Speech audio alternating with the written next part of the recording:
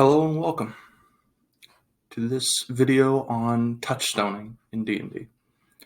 Now, touchstoning generally refers to taking inspiration or ideas from another source, or essentially getting inspired by something outside of the medium, so something outside of D&D. For example, a pre-printed D&D adventure that you steal a few ideas from does not count as touchstoning. That is just using another resource. Touchstoning is when you're taking something that's completely foreign to D&D and apply it, or the ideas within it, to D&D. Example, Lord of the Rings. How many people have tried to run a Lord of the Rings-esque adventure? A lot. That's called touchstoning. They're using a separate idea that technically isn't related to D&D in any way, shape, or form, and they're taking the ideas, techniques, and story bits from that source and applying it to the D&D formula. So suddenly you're having to run through the encounter with the giant spider, Shelob, I think, and all that kind of stuff. However, that is kind of the perfect jumping off point for what touchstoning is. It is taking something that you like and using its ideas. That is a key point that I want to jump on right away. If you're going to use a touchstone that you personally like. Don't go with something that makes sense for the genre. Don't go for something that makes sense for what you're looking for. If you don't like Lord of the Rings, I don't know how you could, but if you don't, then don't use it. Use something else. Use whatever it is that you like. If you have a particularly special young adult fantasy book that you want to take some inspiration from, go for it. Because that's what touchstoning is. It's just to kind of get you in a mindset to be creative with your medium. So, for example, if you're running a high fantasy game, maybe use like a different source. I haven't read Wheel of Time, but I think that kind of fits the bill in terms of high fantasy. And then Lord of the Rings is kind of, I'd argue, medium. Like, it's specifically just as far as like wizards, there's less spells getting cast as far as I remember. It's been a while. And that is another point. I know it sounds like I'm forgetting a lot of stuff, which is true. However, you will find that if you have a less clear picture of what the original was, your ideas will come off as more original, because you can't just straight steal the ideas from another source and just call it your own. I mean, you can, but it will look kind of lazy if your players catch on. The important thing is to change it enough that it's your own thing, and half forgetting it is ironically a very good way of going about that. Like, you want to copy Lord of the Rings structure, but you don't remember what order things happen in. Perfect. Now you're just going to kind of remix it with what you remember, because whatever you remember from it is going to be the coolest parts. And that's what you're going to be using. And that's what you're going to be, showing to your players. The coolest parts that you found from Lord of the Rings, and you're going to naturally sort of expand it into whatever you think happened because you think it's cooler that way. You're going to exaggerate the size of Shelob. You're going to, change how things are perceived. You're going to over-exaggerate these things to make them cooler, because that's how you choose to remember them. And that's great. That works. And next, I want to talk about sort of how touchstoning differs from source to source, specifically by medium. Lord of the Rings is actually the perfect example of this, because you have two versions, generally. You have the books and you have the movies. The movies are a very faithful adaptation in a lot of ways, but they're not 100% perfect, as far as I understand, for people who are way more into the book than I am. But the two will definitively change what you are grabbing. Because, here's the thing, a movie does not have text. It does not have descriptions. Every single description in a movie is visual. You have to interpret the description yourself. How does this thing look? Well, you see it on screen. You have to make a judgment from that. Whereas if you are reading the book, you will grab descriptions, strong vocabulary that is used to describe things. How is how's the sword described in a certain scene? Like, how is, I think it was called Sting. How is Sting described in the book versus how does it look in the movie? Well, if you're seeing it in the movie, you're going to come up with your own description. It's probably going to be somewhere along the lines, it's a glowy sword. Whereas if you read the book, then it's going to have the full, long-winded Tolkien description, which is good. because then you can use parts of that description for yourself, and you get to pick up new words for things. Vocabulary is one of the biggest things a DM can use, and books are kind of the best source for that.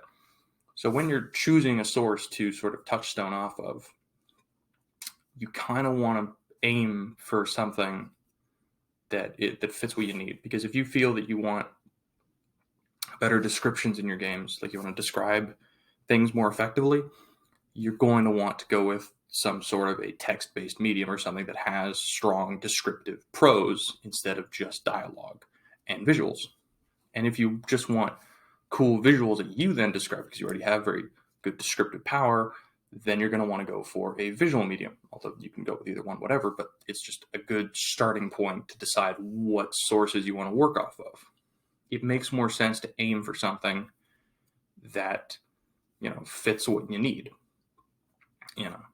Because plenty of people have a lot of trouble with descriptions, like, oh, how does this abandoned mine look? Looks like an abandoned mine. I mean, functionally that works because now the players just come with whatever, if you're not using any visuals like a map or whatever. But it leaves out whatever unique details you wanted to have. Descriptive power allows you to have extra unique details, like, do you want the fog to be a particularly, like, is there a fog that's particularly important to a coming encounter? Like there's this big green fog kind of rolling over it. How are you going to go about describing that? How does one describe something so nebulous? Is that because it's hard to describe just a big cloud that's on the ground? I mean, it's obviously a very poor description, but it helps with your players because they only have you as a source. They don't have like a book to go and check or transcript or something. You are the details, and the important details of whatever their characters are seeing, you have to be the one to mention that. Like if there's a secret entrance hidden behind a particular section of the Mayan area, you need to allude to something being over there. Like there's a particularly messed up part over there, like there's a lot of bent metal, a lot of chipped rock wall, like it's very unsupported, whatever. Then the players will probably go over there and inspect and see, okay, what's going on. You need to allude to things you want to be important, you want to maybe come up. Now, it's still possible the players just ignore your descriptions. It's entirely possible. But you need to practice giving these descriptions to give them a fighting chance of finding these cool little secrets that you put into your games. If you're going to have like a secret NPC who's hiding somewhere, who's not going to come out unless the players find them for whatever reason, then you need to describe the area. Like there's a weird kind of, banging noise from this guy just kind of walking around on the metal equipment or something like that. You need to give a description for your players to pick up on anything. And so that is kind of the strong point for text-based mediums. However, a lot of people don't enjoy reading. It takes a lot more time. And that is a key thing with touchstones. It needs to be something you can do quickly enough that you can kind of stay in the headspace of you just saw something cool and then you're working with it. Like you just saw a really cool scene and now you're going to take what you saw and apply it directly to something cool, which is difficult with a text-based medium because you're going to be going like chapter by chapter or whatever. Now, just for a couple of other examples, you want to make sure that whatever touchstones you're working off of works specifically with what you want to do with your game. For example, you can see behind me there's a lot of One Piece paraphernalia. So, for example, if I wanted an extremely open world with lots of very disconnected stuff going on, I would probably take a lot of inspiration from One Piece. I mean, I do sometimes, but it depends what you're looking for from a particular medium. Like particular characters, particular abilities, whatever, then get reworked into stuff. Because touchstoning functionally is just a source of inspiration for a DM who wants to have something cool, but doesn't want to work too hard at coming up with something cool. Instead, you take something that already is cool and you make it cooler for D&D. For example, there's, Zoro, Master Swordsman, who has a bunch of weird, like sword abilities. So you could try and work that into the game because, like, there's already Tulok the Barbarian who does, like, how to take a particular character and turn them into your PC in D&D. And those are like good videos mostly. But doing that as a DM can also help you just kind of get free inspiration. Like you just want your antagonist to have really cool powers or whatever. Okay, you just steal them from somewhere else. You rework them enough that they work with D&D. Done. Now, touchstoning requires a little bit of restraint to not go the whole way and just steal 100% of whatever it is. You can't take all of a particular source's stuff and just kind of pretend that it's yours. There is the reworking involved. And in reworking stuff, you need to remember that there are limits to what your players will buy, because if you really try and have as much of it kind of rest on the basis of this thing that you're stealing from, like you're really trying to just emphasize the cool factor, or the thing that you think is cool about a particular thing, there's a larger chance that you start sounding like a dork. Example, say you have a character whose whole deal is that they don't talk. They're very, very aggressively silent. I've seen this multiple times. It has never gone well because no one can sell it effectively, because every time the player talks to them, like they respond with, the DM responds with some, it gets very annoying, some very lame excuse. Like they look at you back with their doll-like eyes. For those of you who've seen the Crit Crab video with the Edgelord, yeah, that kind of thing, that happens a lot. Every time there's a character whose whole shtick is that they don't talk much, they end up sounding like kind of a putz, because they are. Like, oh, you talk to them, they look back at you, doll-like eyes, no response. 5 times, you ask them 5 more things, nothing. Players are just going to stop caring. And if you're really trying to hammer home the point of they're really cool because of how quiet and loner they are, why are you using them in D&D? What is the point of having them as an NPC if they can't interact with this character? What is the function here? And that is an important thing with Touchstone. You need to know what you're actually looking for. Are you looking for a character who serves what purpose? Are you looking for a friendly NPC, a neutral NPC, a bad guy? What are you trying to grab here? Are you trying to grab world elements? Like if you're doing like a strange sort of geography type deal with your world, like floating islands, or I don't know, an inverted water world or something, like you would want to look at where that was used in other mediums and try and take the lessons from them and see why they worked. For example, Magic the Gathering, the world of Zendikar has these like floating sky structures and islands or whatever. And so there are people who, have trained with these like climbing equipment to like snag and zip line between them. And there's a lot of people who use kites and flying creatures as modes of transportation in these worlds because they adapted to this new world. Taking lessons from these sources and applying them to your own game can help you kind of flesh out the world, and it feels very natural because it makes sense. As a DM, you should try and come up with as much of it as yourself as you can, but it's not bad to take lessons from other sources.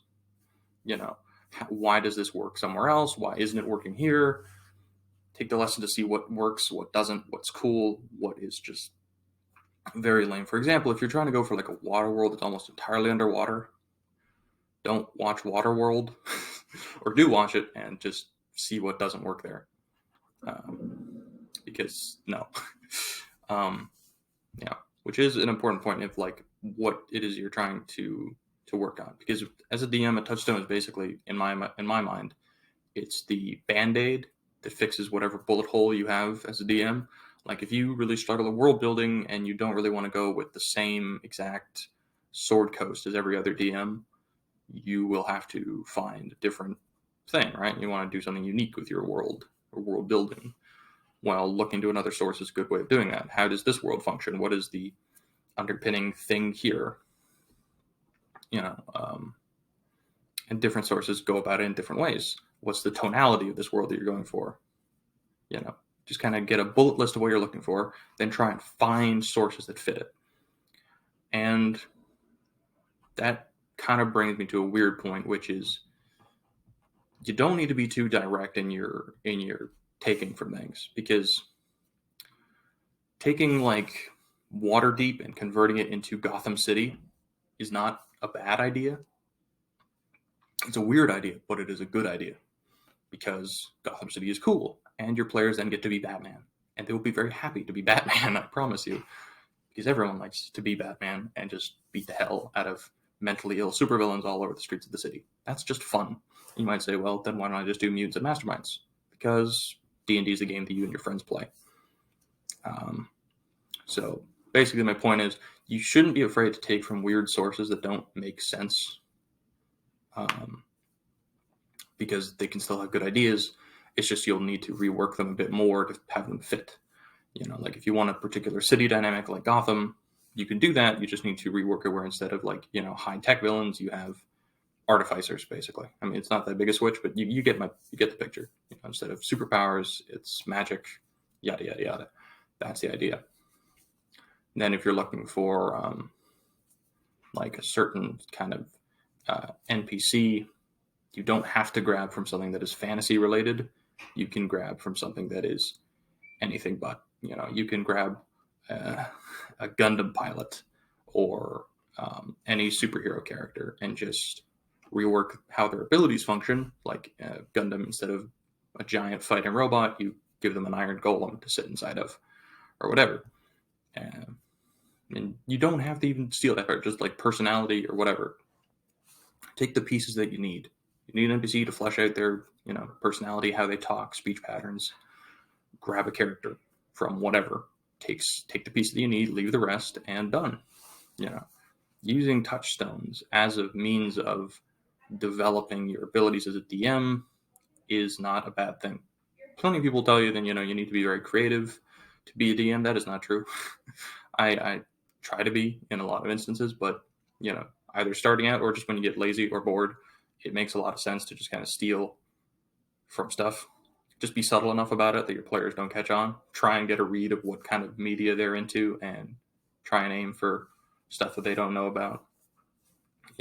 Use less popular or obscure things or whatever would be obscure to your players. Like if you all share a love of a particular series or type of medium, stay away from it, obviously. Like if you've all watched like every single Arnold Schwarzenegger movie, don't use the Terminator because they will see it coming and they might find it cool, but like it's better for a one shot than like to incorporate into a campaign. Because obviously when you're touchstoning for a campaign, you need to be very careful to not kind of obscure your own creativity with someone else's. You still want to have enough of your own identity in what you're doing that you are still the DM and it's not anyone else, like some director or author or whatever. You still want to have your world be yours and kind of allow it to live on its own. It's good to kind of fill in gaps with touchstones as a creative sort of band-aid, like I said, but you don't want to go overboard with that. The one place where I would suggest reworking the hardest, though, is villains. Because we all know that every good series has a good villain. And typically, the villain will be one of the most recognizable parts of most series, if they're good series. So you're probably better off reworking them as hard as possible. So you can take the philosophy from one villain, the abilities of another. You can Frankenstein them. It's totally possible. But I'm going to suggest that you try and be as creative as possible with it. Just because villains should be the best part of your game too. Because that's what the heroes are there to do. I mean, you can have the coolest farmer NPC of all time, but your players will still care more, or should still care more about the villain, because the villain is their reason for existing. So if you ignore the villain and leave them for last, or you just steal them from something else, the players will immediately kind of forget them and they will replace whatever you come up with. Even if you tweak it a little, but you didn't tweak it enough, they will replace your version with the original. Like say you're doing like a Dracula clone or a Strahd clone, and you change enough, but not quite enough that they realize the difference. Like say you have, let's just say you go with like a Castlevania Dracula, like from the TV show, Netflix show from a while ago, and you just steal that version. So you try and do the voice, and you give him all the powers and abilities, but you change like his motivation. So instead of hating humanity because of his dead wife, he just hates humanity because he's a dick. It's not quite a big enough shift that people are going to notice the difference. plus you just remove the only sympathetic aspect.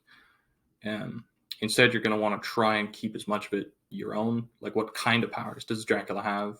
You know, he has like a lot of fire abilities, super strength, all that kind of stuff. Keep that stuff, but maybe like swap fire for lightning or whatever. So instead of like the big fireball, gets a big lightning orb, something like that, or give him like a chromatic orb type thing, where he gets to shift it into whatever he wants.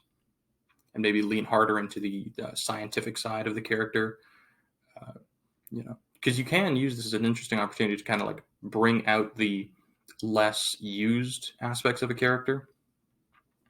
So like if you say want to steal Sokka from Avatar: The Last Airbender as a friendly NPC, but you always felt like his I don't know, boomerang wasn't well incorporated enough, you can just tune that thing to 11, make it deal 2d10 damage every throw, have it come back automatically, never miss. I mean, do as you please with that. However, I have a video on NPCs that you will probably want to check out if you want to figure out how to not overtune things and make it so they're useless NPC, but you get the picture.